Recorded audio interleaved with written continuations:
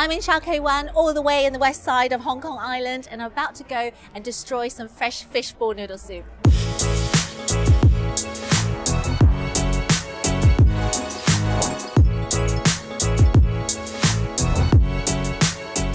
This is Wong Lam Kee noodles. They've been going for 40 years. It's a family restaurant and it's a traditional snack house.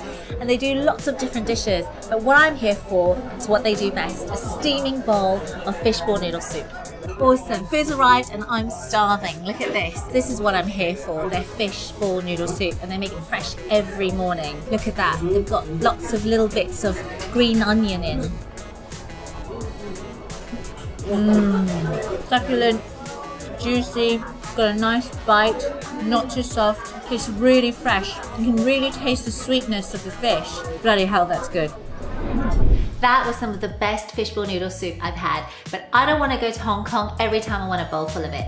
So here's my version. I've got some fresh haddock fillets and these are going into a hand stick blender. Next, I'm going to add in 50 grams of fresh squid, a pinch full of salt, a pinch of ground white pepper, 1 teaspoon of Shaoxing rice wine, a tablespoon of corn flour, 1 egg white. Now for a hit of umami, I'm going to add in Lee Kum Kee's premium oyster sauce. Now it's time to blend it up. Spoon it out onto a small tray. Add in some coriander stems that have been finely chopped. So just give that a good mix. It's time to just shape them into balls. They don't have to be perfectly round. So keep going until it's all done. On to the noodle soup broth. So I've got here 1.5 litres of really good fresh fish stock. So to this, I'm gonna add in some Chinese leaves. So the leaves have been cooking for about a minute. I'm gonna add in some ready cooked rice noodles with a little bit of salt, a little bit of ground white pepper. Good mix. Turn up the heat.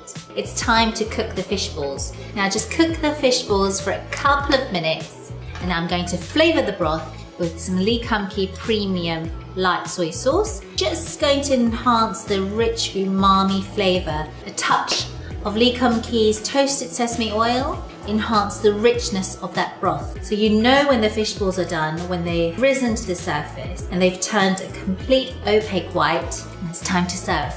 Last but not least, finely chopped chives, fresh coriander, some Lee Kum Kee Taozhou chili oil, just for a spicy note. There you go, that's my fresh fishball noodle soup.